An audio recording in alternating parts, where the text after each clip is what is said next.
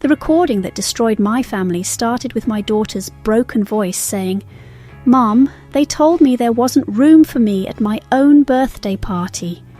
I was staring at Maya, still in her midnight blue dress, mascara streaked down her cheeks, holding her phone with shaking hands. She was supposed to be celebrating her 18th birthday at my parents' house. Instead, she was curled up on our couch at midnight, looking like someone had just told her she didn't exist. "I recorded everything," she whispered. "You need to hear what they really think of us. What I heard on that recording would cost my sister her $1 million influencer career, destroy my parents' business, and tear our family apart forever.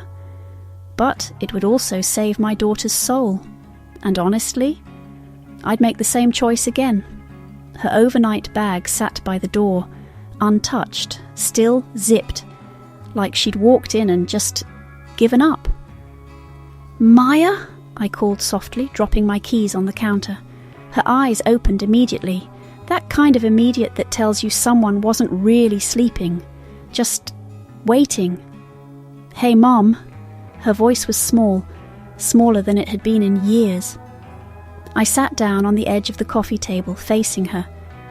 "Sweetheart, why are you here? You're supposed to be at Grandma and Grandpa's. It's your birthday celebration." She sat up slowly, smoothing down her dress with hands that shook just slightly. "I know you're tired, Mom. They said there wasn't room for one more." The words hit me like a physical blow. "Room! Maya, it's your 18th birthday. Your party." She looked down at her hands, and when she spoke again, her voice cracked right down the middle. "I recorded something on my phone. You need to hear this. Because what Maya captured on that recording would destroy everything my family had built, starting with my sister's $1 million career. But to understand why this betrayal cuts so deep, you need to know what I'd sacrificed for them. You have to understand, I built my life around the belief that family comes first. Always. When Maya was born, I was 22 and completely alone. Her father had disappeared the moment he heard the word pregnant, and my parents, well, they made it clear that my mistake was mine to handle. So I did. I worked 3 jobs while going to nursing school, nights at the diner, weekends cleaning offices, and somehow squeezing in my clinical rotations during the day. Maya grew up in study groups and hospital break rooms. She learned to be quiet during my online classes, learned to entertain herself while I worked double shifts. She never complained, not once. That's who Maya is. Thoughtful, independent. The kind of daughter who makes you coffee in the morning without being asked, and remembers your favourite candy bar when she stops at the store. When she discovered culinary arts in high school, watching her face light up, God, it was like watching someone find their calling. She'd spend hours perfecting techniques, researching flavour combinations, creating these incredible dishes that honestly put my scrambled eggs to shame. Tonight's cake, that 3-layer masterpiece, she'd been planning it for weeks, practicing the buttercream roses until they were perfect. But here's what really matters. 5 years ago, when my parents were facing bankruptcy, I didn't hesitate. I took out a second mortgage on our little house and invested $50,000 into their catering business. Chen family, they called it. I became a silent partner, helping them build something sustainable, and it worked. The business took off, especially after my sister Rebecca started featuring it in her social media content. Rebecca, she'd somehow turned being photogenic and opinionated into a career. 2.3 million followers hanging on her every word about authentic family values and keeping traditions alive. I'd built their business, funded their dreams, and trusted them with my daughter. Maya never asked for much. Birthday parties at Chuck E. Cheese when she was little, movie nights at home instead of expensive concerts.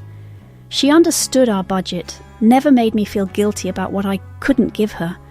That's what made this betrayal unforgivable. But the recording Maya showed me revealed something that would make Rebecca's 2.3 million followers question everything. The audio at 6:30 will make your blood boil. But first, let me paint the picture of how deep my roots ran in their soil. Growing up, I was always the difficult one. The daughter who asked too many questions, who chose homework over family movie nights, who dreamed of college when everyone else was content with staying exactly where they were. My parents never understood my ambition. When I got accepted to nursing school, my father, Robert, actually said, "Sarah thinks her nursing degree makes her better than us. Not congratulations, not pride, just resentment." Rebecca was different, 3 years younger, naturally charming, the kind of person who could make anyone laugh within 5 minutes of meeting her.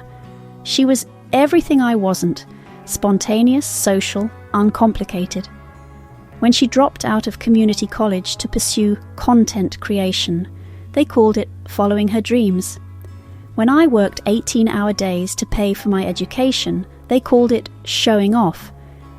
But here's what changed everything. Rebecca's Instagram success transformed our family business into something darker. Chen and family became less about food and more about image, the perfect family that Rebecca showcased to her 2.3 million followers.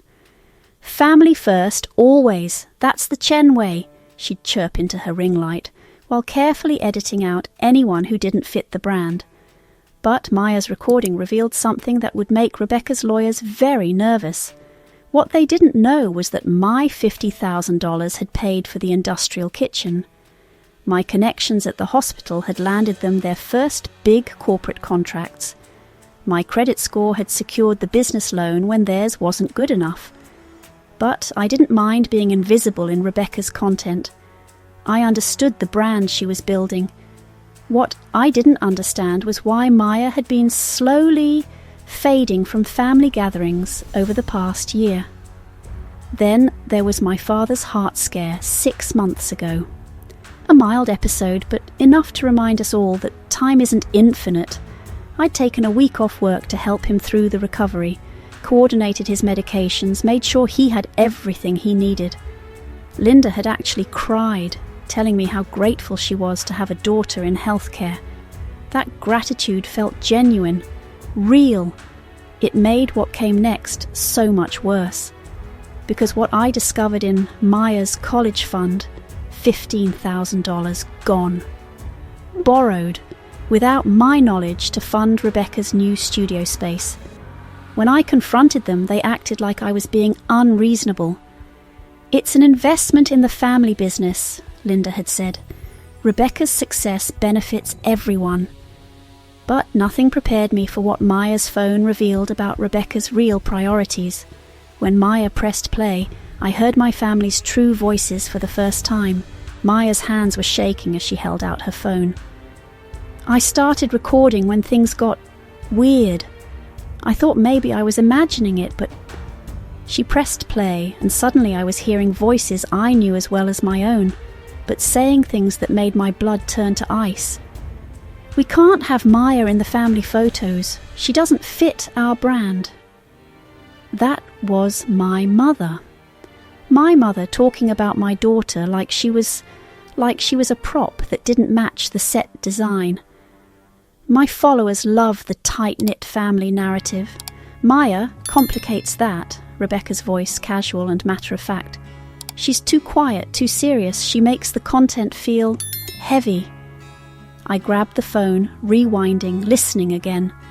Maya was watching my face, and I could see her trying to gauge whether I was angry at her for recording or angry at what we were hearing. "There's more," she whispered. The recording continued. I heard my father's voice.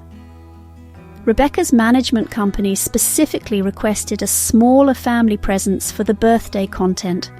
They want it to feel intimate, not crowded. Management company. They had a management company now, apparently. One that was making decisions about my daughter's place in her own family. "But it's Maya's birthday," I heard Linda say, and for a moment my heart lifted. Finally, someone's speaking up for... I know, but think about the bigger picture, Rebecca interrupted. This collaboration with the lifestyle brand could set us up for years. Maya will understand. She's always been mature about these things. Mature about these things, like being excluded was just another household chore Maya could handle with her usual quiet grace. I listened to 20 more minutes of my family casually discussing how to erase my daughter from her own celebration. They'd planned it all, the excuse about space, the suggestion that she drive herself so she could leave early if she got tired, the careful choreography of making her feel unwelcome without actually saying the words. But the worst part, the absolute worst part, was hearing them justify it as kindness. "We're protecting her," Linda said at one point. "You know how awkward she gets around cameras. This way she doesn't have to feel self-conscious." I turned off the recording and sat there in the silence of our living room, feeling something shift inside my chest. Something that had been carefully balanced for years was suddenly tilting. "Mom," Maya's voice was small, "I know they don't like me much, but I thought they'd at least pretend. For you." That's when I made my first mistake. I called them. Linda answered on the second ring, her voice bright and cheerful. "Sarah, how was your shift? Is Maya settling in okay?" "She's home, Mum. She came home." A pause. "Oh, well, she said she was tired. We didn't want to force her to stay if she wasn't comfortable." "Comfortable? At her own birthday party?" "Sarah, honey, you sound upset. Let's not make this into something it isn't. Maya's she's at a difficult age. Sometimes it's better to let her..." I hung up. Within an hour, my phone was buzzing with texts from Rebecca. Not apologies, not explanations. Damage control. "Maya's being dramatic. You know how teenagers are. The party was beautiful. She missed out by leaving early. Don't let her teenage emotions cause family drama." That night, I couldn't sleep. I kept thinking about Maya's face when she'd walked through our door, still wearing that beautiful dress, carrying the weight of being told she didn't belong. I thought about the cake melting in my car, about the overnight bag that never got unpacked. Pause here for a second. What would you do with that recording? Comment below. Would you confront them privately first, or go nuclear immediately? Because what I chose next changed everything, and I thought about something else, something that made my stomach turn. They've essentially stolen from a minor's education fund. That's serious. That's what the lawyer told me the next morning when I showed up at his office with bank statements and a recording device. I'd found him online, read the reviews, made an appointment before I could talk myself out of it. "Maya, they destroyed us first. We're just responding," Maya had said when I'd hesitated, when I'd wondered if I was going too far. But my first plan failed spectacularly. I'd confronted my parents directly, thinking honesty would shame them into acknowledgement. Instead, they'd called an emergency family meeting, painted me as the unstable daughter who was having a breakdown and turning Maya against the family. Rebecca had posted about it, of course, a carefully crafted story about family challenges and supporting each other through difficult times. Her followers rallied around her, sending messages of support, calling me everything from jealous to manipulative. Maya started getting messages too, Rebecca's fans, somehow finding her social media, calling her ungrateful, entitled, jealous of her aunt's success.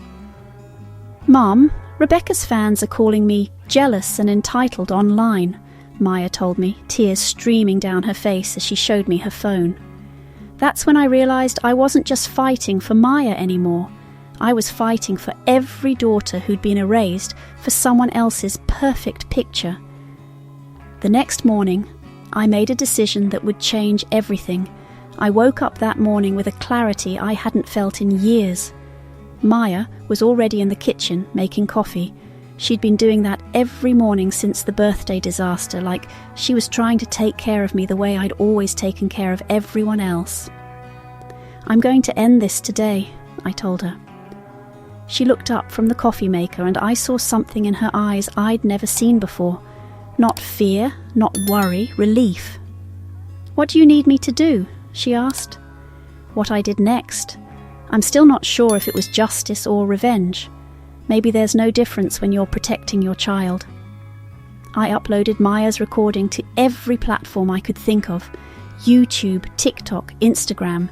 I tagged Rebecca's major sponsors, the lifestyle brand, the kitchen equipment company, the family-friendly meal kit service that had made her their spokesperson. I tagged the management company that had specifically requested my daughter's exclusion. The caption was simple. This is what family first really sounds like behind closed doors.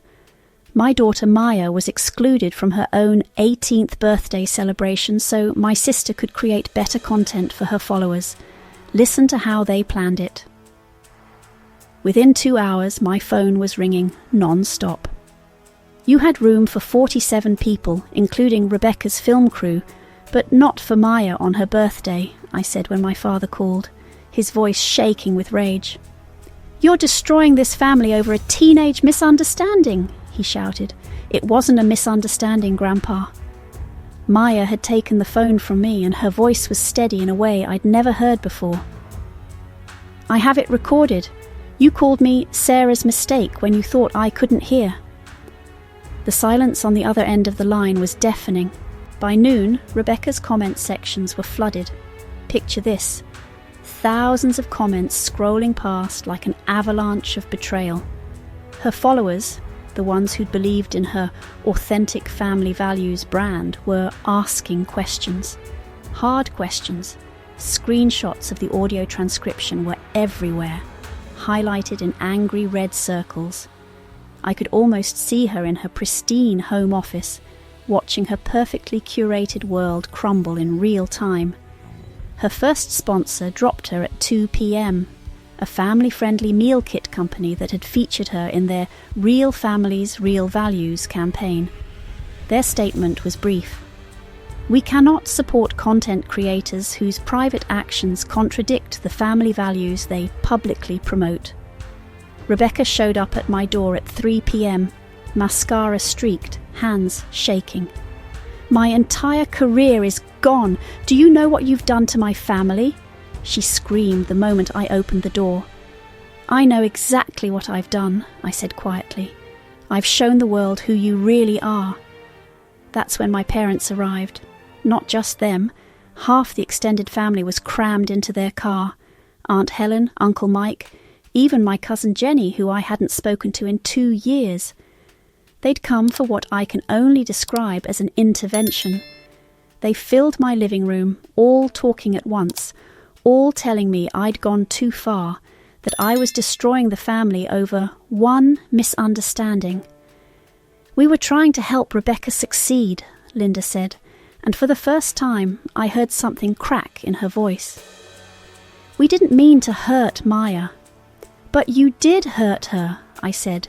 You erased her from her own birthday so Rebecca could get better engagement numbers.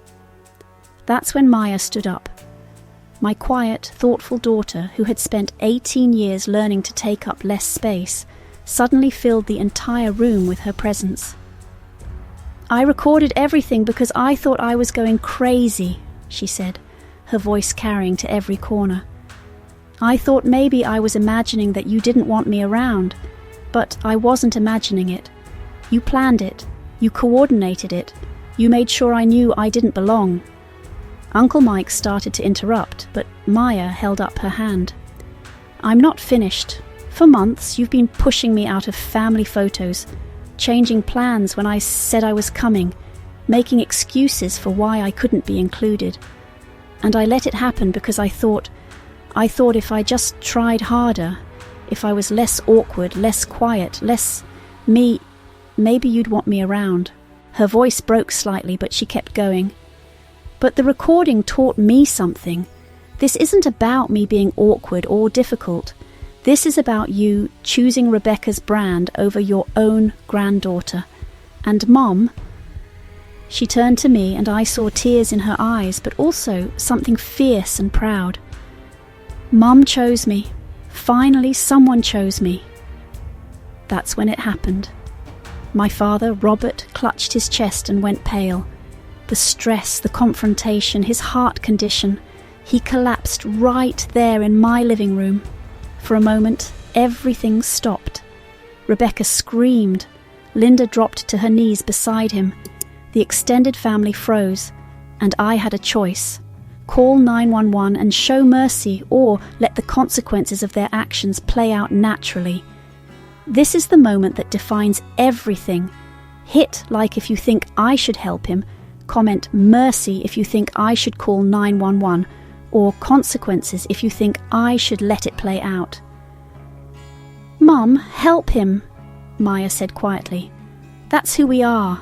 I called the ambulance. I performed CPR until the paramedics arrived. I rode with him to the hospital and made sure he got the best cardiac care available, because Maya was right. That's who we are. But while I was saving my father's life, Rebecca's was crumbling in real time. By the time we got home from the hospital, she'd lost 3 more sponsors. Her follower count was dropping by the thousands. The management company had dropped her.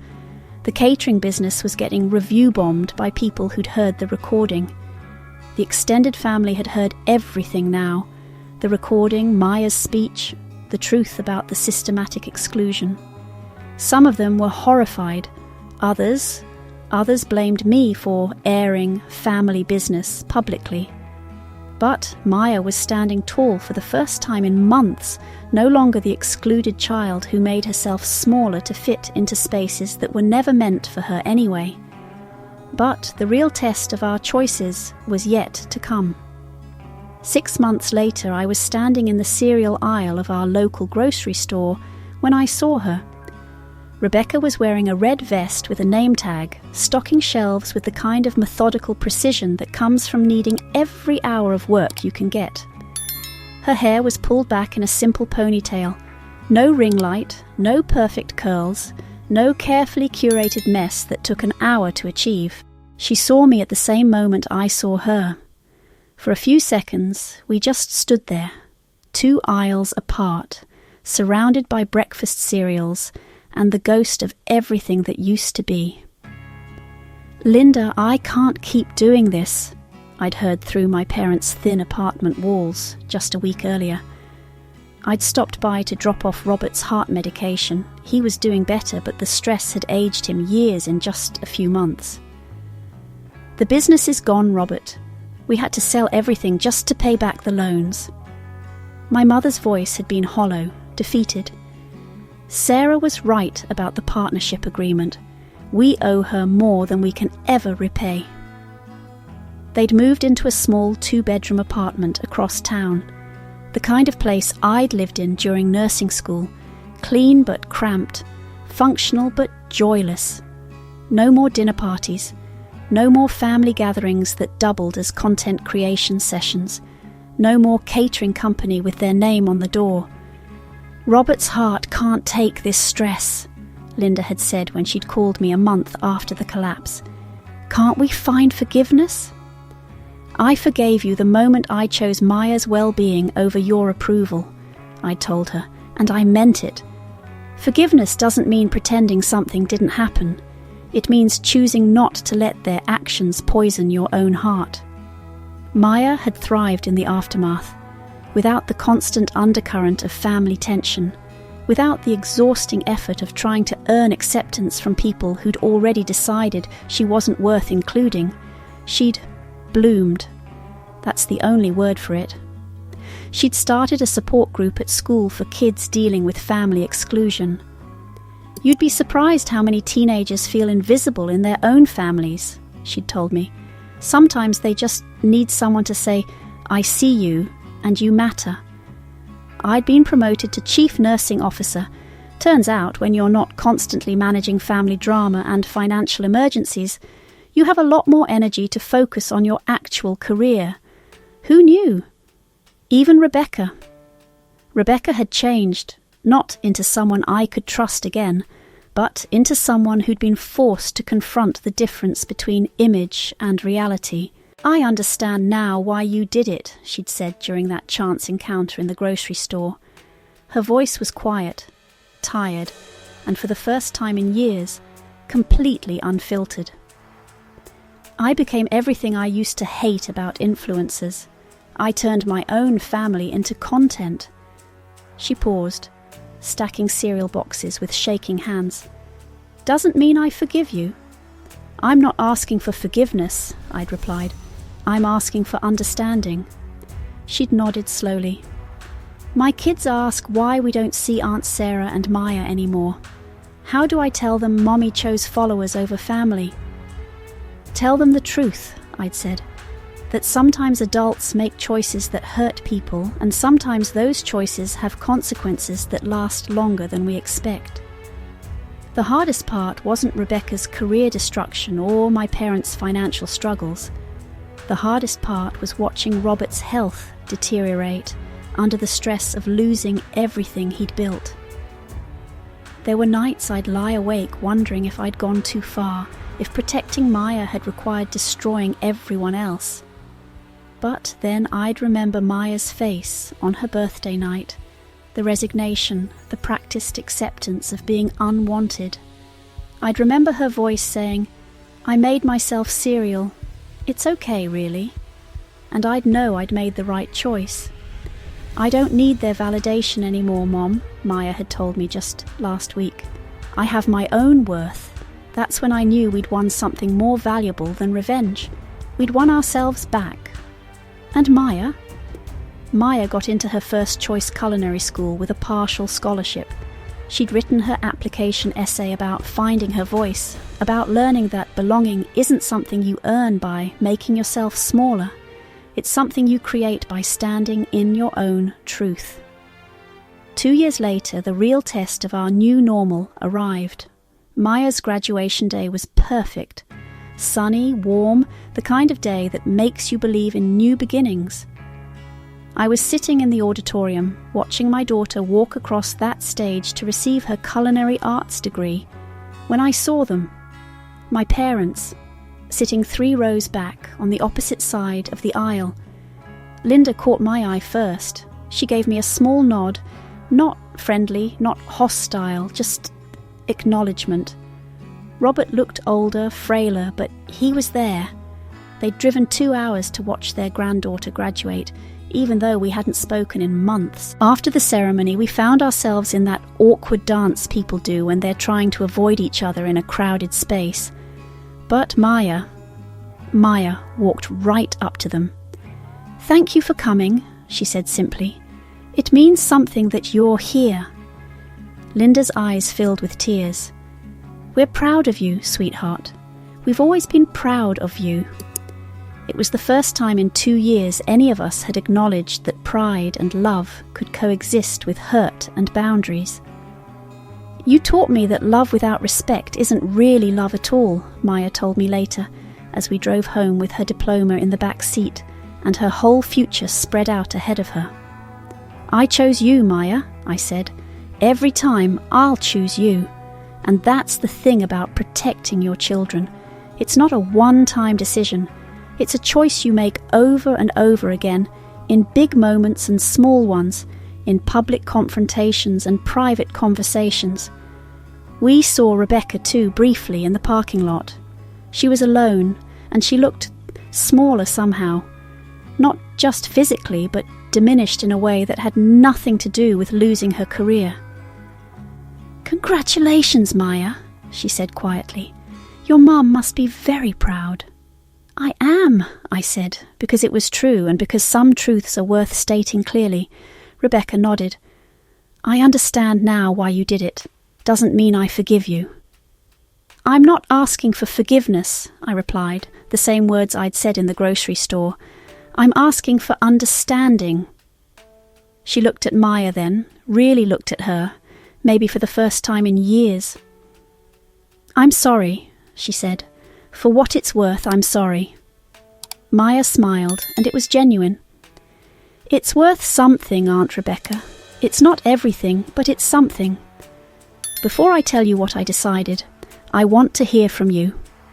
Comment worth it if you think I made the right choice, or too far if you think I destroyed too much. Because what happened next will make you question everything. Do you ever regret it? She asked. Everything that happened? I thought about it, really thought about it. The destroyed relationships, the financial chaos, the months of family members choosing sides, the way some bridges had burned so completely there was nothing left but ash. No, I said finally. I regret that it was necessary. I regret that they put us in a position where I had to choose between keeping the peace and protecting you. But I don't regret choosing you. Maya leaned against my shoulder.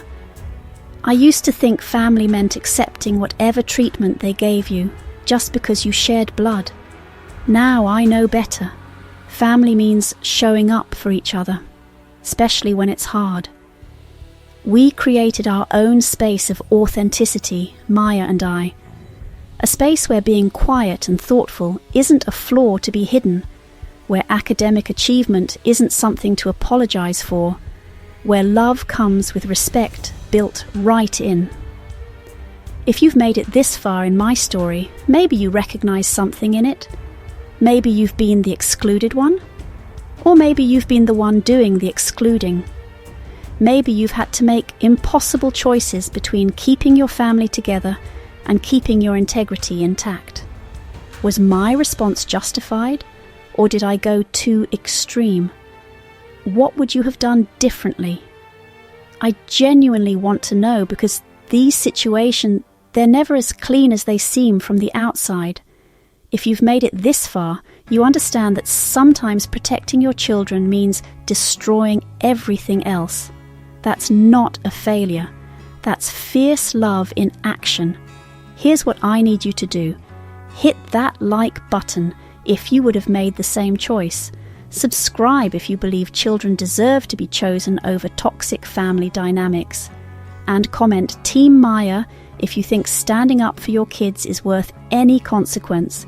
Because next week, I'm telling you what happened when Rebecca's ex-husband used my public recording against her in court, claiming her public breakdown made her an unfit mother. Turns out, my revenge accidentally gave him the ammunition he'd been looking for years. Plot twist, sometimes the revenge you think is ending is really just beginning, and sometimes it hurts people you never meant to target.